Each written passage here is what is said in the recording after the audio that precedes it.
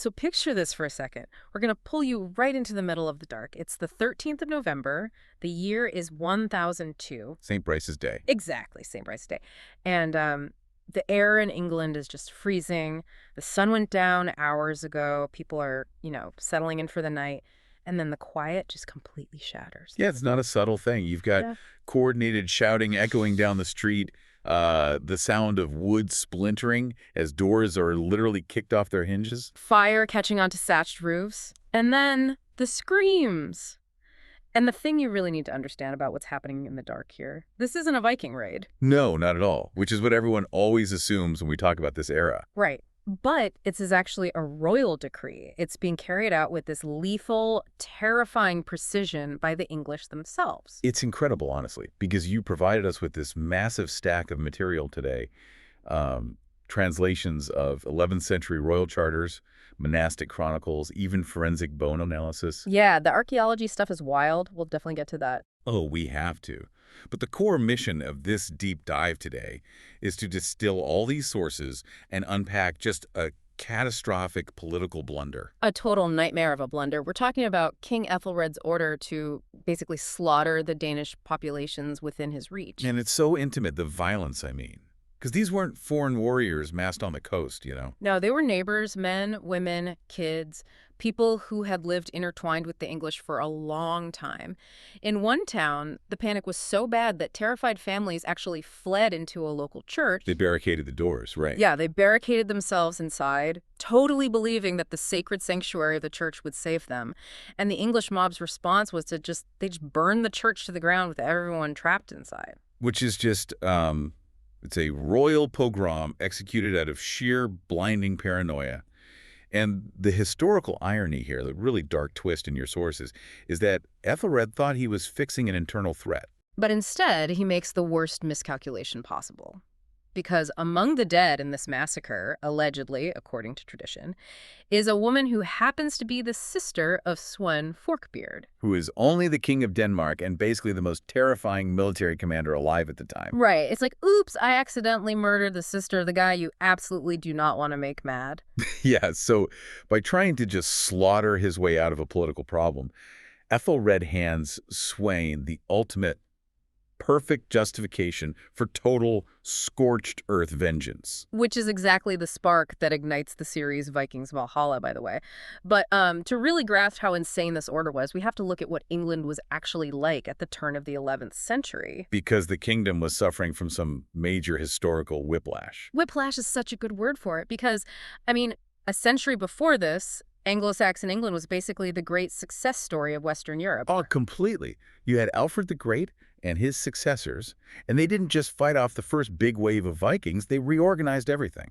They built those fortified towns? The burhs, yeah. They centralized the administration, unified the kingdoms. For a while in the 900s, England was incredibly wealthy, stable, and just culturally thriving. But, history rarely leaves a wealthy, stable kingdom alone for very long. So by the late 900s, a second wave of Viking attacks hits. And this wave is fundamentally different. Reading through the structural analysis of Scandinavia in the sources, these aren't just random bands of pirates looking for some silver cups. Right, they're not just raiding monasteries and running away anymore. No, it's state-sponsored warfare. Denmark had unified, they built these massive, mathematically perfect circular fortresses, and they had standing armies. And the guy sitting on the English throne who has to deal with this incredibly organized, massive threat is King Æthelred. And he's already kind of a mess politically. Yeah, his half-brother was assassinated to put him on the throne, which is never a great start. There was always a cloud of suspicion hanging over him. And he gets stuck with this nickname, Æthelred the Unready, which I always thought that just meant he wasn't prepared. Like, he didn't have his shoes tied when the Vikings showed up. That is the common misconception, yeah.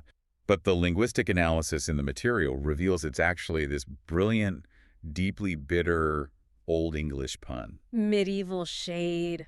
I love it. Explain the pun because it's so good. So his given name, Æthelred, actually translates to noble counsel. It's a strong traditional name, but the people appended the moniker, unread, to it. Meaning no counsel or ill-advised, right? Yeah, exactly. So his own subjects are basically calling him King Good Advice, the bad advice. That is so incredibly brutal, and it shows the regular people were acutely aware of how badly he was messing up, especially with his main strategy for dealing with these new Vikings, which was the Dane Guild. The Dane Guild was basically just a policy of state-level extortion. Yeah.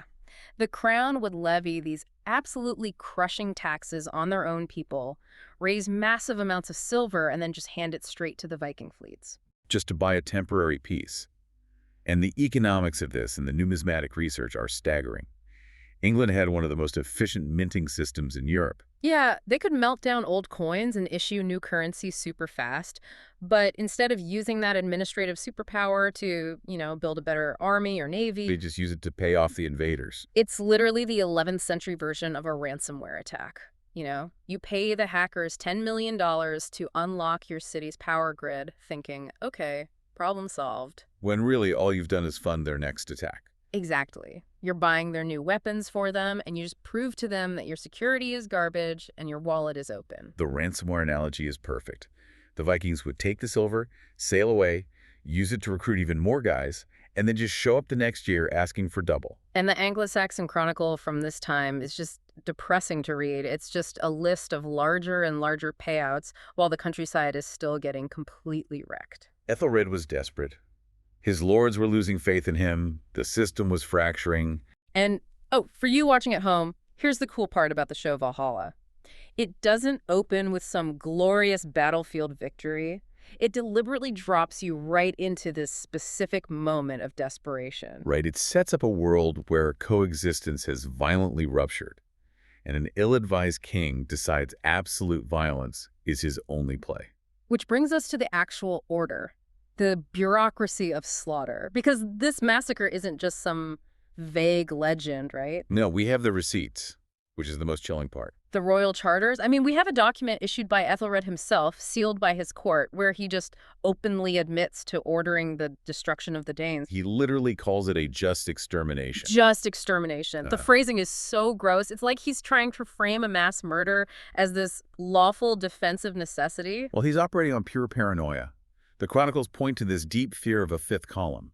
He actually believed the Danes living in England were plotting to assassinate him and the English lords. To hand the kingdom over to the raiders. Exactly. Yeah. But if you think about this logistically, based on the demographic data in the sources, could he actually kill every single Dane in England in 1002?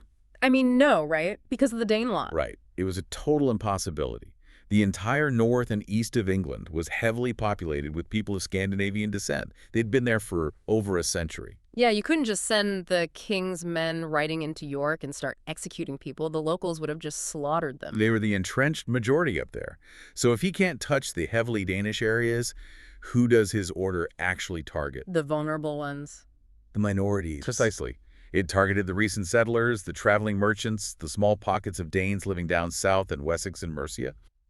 People completely surrounded by the English majority. He sanctioned a purge of the defenseless. It's just sickening. And the most infamous account we have of how this actually played out on the ground comes from that 1004 charter. The Oxford Charter. And it wasn't even written as a boast or history. It was literally a bureaucratic memo allocating funds to rebuild a church. St. Friedwide's Church. And in the process of explaining why the church needed rebuilding, the king's clerks write down this harrowing, step-by-step account of the massacre. It says the local Danes realized they were being hunted by royal officials and by their own neighbors, and in their absolute terror, they fled to the Minster Church. Because sanctuary was supposed to be absolute. Yes, the concept of sacred sanctuary was deeply codified in medieval law.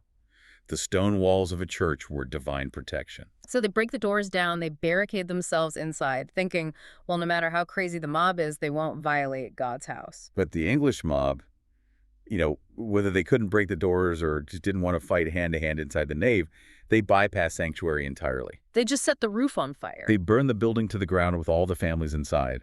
And the king's own document just casually mentions this as collateral damage while authorizing the reconstruction money. The symmetry here is so dark when you think about it. I mean, go back 200 years. How did the Viking Age start? Lindisfarne, 793. Right. And what freaked out Christian Europe wasn't just that they stole some gold. It was that these pagan raiders completely ignored holy sanctuary. They spilled blood on the altar. And now, in 1002, you have Christian Englishmen burning down their own church, incinerating people actively seeking God's protection to fulfill a Christian king's decree. It just shows how fast societal norms completely evaporate when existential fear takes over. And we really need to be clear about who these victims actually were. Yes, this is crucial, because the people choking on smoke inside St. Francois were not the Vikings who had been extorting the Dane Geld. No, the raiders were out on their longships, fully armed, way out of Ethelred's reach. The victims were the settled inhabitants. And if you look at the research on how assimilated the Dane law had become, the line between English and Dane in these towns was incredibly blurry. Yeah, it wasn't like two completely alien cultures staring at each other across a fence. Not at all. After the treaties in the 9th century, the settled Scandinavians converted to Christianity. They adopted local farming practices, they intermarried a lot. There's that stuff in the sources about the physical landscape, too, like those stone crosses that blend Norse mythology with Christian saints. Exactly. It's a completely hybrid culture by this point.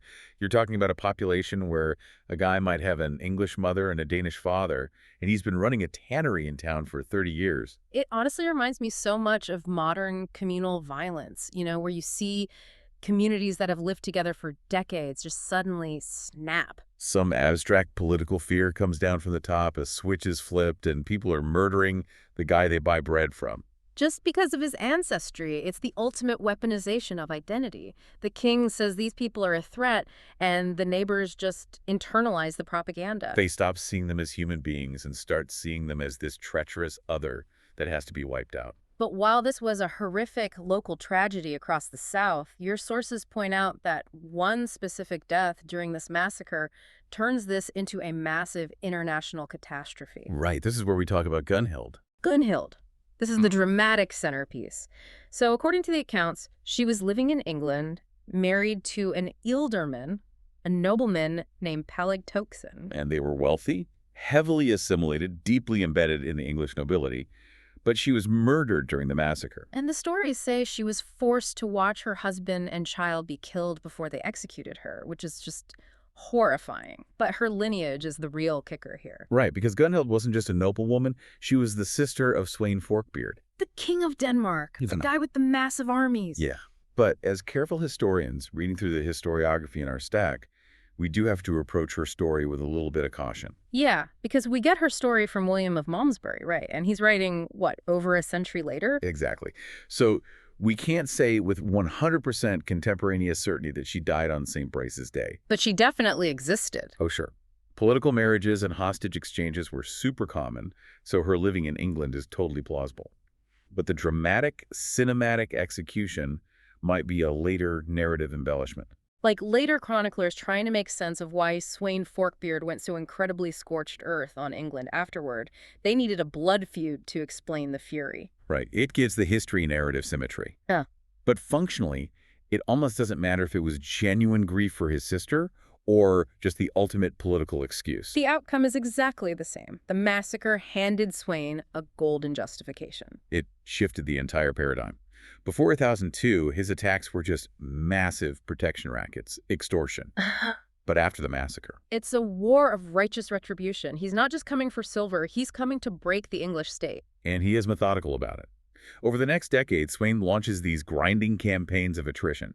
He uses his fleets to strike deep inland, completely bypassing the local English militias. The Fyrd. The Fyrd, yes. By the time the English could rally the farmers and march to a town, the Danes had already sacked it, taken everything, and sailed away. The logistics of the English defense just fell apart. Because the Fyrd guys eventually have to go home and harvest their crops or they starve. But Sweyn's standing army can just hang out in the field forever. And the extortion didn't stop either. It actually escalated. The chronicles talk about payouts of 36,000 pounds of silver, then 48,000. That is just an astronomical amount of wealth. They're bleeding the country totally dry while burning all the farms down. And Æthelred is just paralyzed. His ealdormen start defecting because they realize the king literally cannot protect them anymore. Which brings us to 1013, the absolute climax. Sweyn launches a full-scale invasion, and this time, he's not leaving. He wants the actual throne. He lands in the north, in the Dane law, where the Anglo-Danish locals immediately accept him as king. And then he marches south and the English resistance just crumbles. Region by region, they just submit. And what does Æthelred do, the architect of the massacre, when the brother of the woman he supposedly murdered comes knocking? He runs away. He completely abandons his kingdom. He flees across the channel to Normandy to hide with his brother-in-law, the Duke of Normandy. Because of his wife, Emma of Normandy. Ah. Which seems like a minor detail right now, but we'll see how explosive that connection becomes later. Oh yeah, the butterfly effect on that one is insane. But just looking at 1013, it is the ultimate proof that cruelty backfires. He tried to slaughter his way out of a Danish problem, and the direct result is that a Danish king takes his throne. It's incredible. Yeah. But if Sweyn just ruled peacefully from there on, it wouldn't be the 11th century, would it? No. The historical whiplash continues. Sweyn conquers England in late 1013, and then in early 1014 he suddenly dies. Just weeks later, he barely got to try out the crown. His death throws everything back into chaos. The English lords, the Witan, they see an opening. So they send a message to Æthelred over in Normandy saying, hey, you can come back. But with conditions, right? Yes, they actually force him to agree to govern more justly and to forgive them for submitting to Sweyn. It's often cited as one of the very first constitutional compacts between an English king and his subjects. Meanwhile, Sweyn had brought his young son on the campaign, and with Sweyn dead, the son is politically stranded, so the resurgent English forces drive him out of the country. Which was a very short-lived victory for England because that young man was Canute. Canute the Great. You do not want to kick Canute the Great out of your country. No, you don't. He retreats to Denmark, but he uses all that English silver his father extorted to buy a massive new mercenary army from all over Scandinavia, even Poland. And he comes back, and the whole country plunges into this brutal war of succession. He fights Æthelred, and then when Æthelred dies, he fights his son Edmund Ironside. And by 1016, at the Battle of Essendon, Canute decisively crushes the English nobility. He finishes what his dad started. He takes the whole kingdom, building this massive North Sea empire, England, Denmark, Norway. And if we trace the causality, it is a massive geopolitical butterfly effect. Right, because in 1002, Æthelred orders the massacre. That hands Sweyn the excuse to invade. Sweyn softens the country up, allowing his son Canute to finish the job in 1016. Æthelred's violent purge directly resulted in a Danish dynasty ruling his own country. And it gets even crazier. Let's talk about Æthelred hiding in Normandy. That exile and his marriage to Emma permanently entwined the English crown with the Norman duchy. Exactly. They had a son, Edward the Confessor. And Edward grows up in exile in Normandy, totally steeped in Norman culture. So when Edward finally gets the English throne back years later and then dies without a clear heir, those deep Norman blood ties are exactly what Duke William of Normandy uses to legitimize his claim to the throne. Boom. 1066. The Norman conquest is literally a direct fallout from the St. Brice's Day massacre. One panic decree in 1002 rewired the political map of Western Europe forever. It's staggering. And again, for you Valhalla fans, this is why the show anchors its narrative here. They take this massive, sprawling chain reaction and put it right into the hearts of the characters. When you see them turn toward England, you are seeing the literal shockwaves of 1002. It's very compelling. But as fascinating as all the grand political narrative is, we really have to look at the physical evidence detailed in our sources. It's a profoundly sobering reality check. Yeah. Stripping away the legends and the chronicles, what do we actually know as hard scientific fact? Well, the administrative reality of the King's Order is unquestionable. The burning of the church at Oxford is documented fact.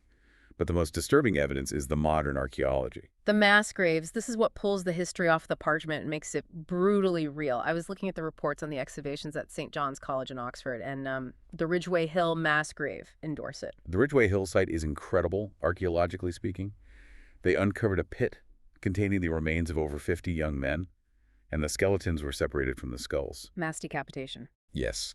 And the forensic bone analysis is brutal. It shows defensive wounds on the hands and arms, massive blunt force trauma, multiple blows to the neck and jaw.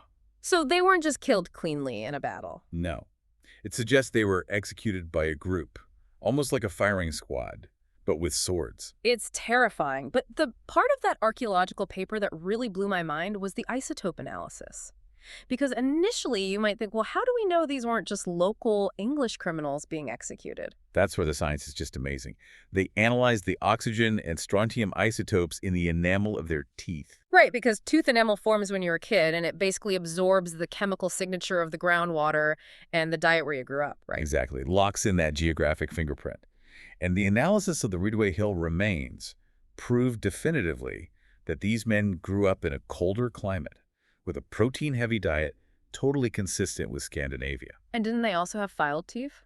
Yes, several of them had filed teeth, which is a known cosmetic practice among Norse warriors. So they were undeniably Scandinavian men, violently executed in England, and radiocarbon dating puts them right in this specific window, late 10th, early 11th century. We obviously can't stamp November 13, 2002 on that exact grave, but it anchors the written chronicles in physical reality. The mass slaughter of Scandinavians by the English wasn't made up by some monks. The ground literally holds the bodies. It grounds everything. We aren't just talking about abstract royal decrees. We're talking about extreme violence inflicted on human bodies. So synthesizing all this, the chronicles, the charters, the bones in the ground, I feel like there are three major takeaways from this deep dive. Definitely. And the first one, which we've been circling all episode, is that cruelty backfires. Yeah. Æthelred's just extermination was the exact thing that exterminated his rule. It's a pretty timeless lesson about how useless atrocity is as a defensive strategy. The second pillar is how this single day completely altered the nature of the conflict. It's to the point of no return. Before this, it was transactional. Brutal, sure, but it was about extracting wealth. Right, but St. Brice's Day poisoned the well. It turned a conflict over silver into a zero-sum war for political survival and royal legitimacy. And the third takeaway, which I honestly think is so vital for understanding medieval history, is that no one side holds a monopoly on atrocity. That's a great point. Because the popular imagination of the Viking Age is completely dominated by the image of pagan raiders slaughtering innocent, helpless Christian monks, right? Yes, that's the stereotype. And obviously the Vikings committed terrible violence, but St. Brice's Day acts as this dark mirror. It shows Christian Englishmen whipped into a panic by state propaganda, enthusiastically hunting down their neighbors and burning refugees alive in a church. It completely dismantles that simplistic good versus evil narrative. It reveals a complex landscape where both societies were fully capable of profound darkness. But surprisingly, history provides this incredibly hopeful coda to all of this because the hatred didn't last forever. It really didn't. History is dynamic. It's hard to imagine a happy ending after burning people in churches and years of war. But look at the timeline. 13 years after the massacre, 1016, Canute is on the throne. And Canute's genius was that he didn't rule as a tyrant punishing a conquered people. In 1018, he holds an assembly in Oxford, ironically, very near where that church was burned down. And what does he do? He issues laws that explicitly respect and uphold traditional English customs right alongside Danish laws. He created a genuinely fused Anglo-Danish administration. He even married Æthelred's widow, Emma, to legitimize his rule. He did. And the two peoples who had literally been slaughtering each other a decade prior just began to intermarry and assimilate all over again. Which leaves us with this lingering, incredibly complex thought for you to mull over. Just think about an English merchant in one of those border towns.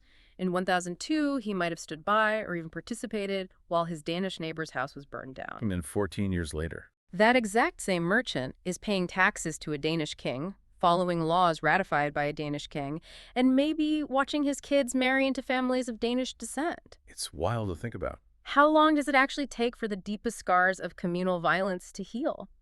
If a society can go from barricading their neighbors inside a burning church to accepting a king of that very same bloodline in less than half a generation. What does that say about the fragility of our hatreds? Exactly. And conversely, what does it say about the stubborn, incredible resilience of human communities to just knit themselves back together? It's a profound paradox. It really challenges our assumptions about the permanence of societal divides.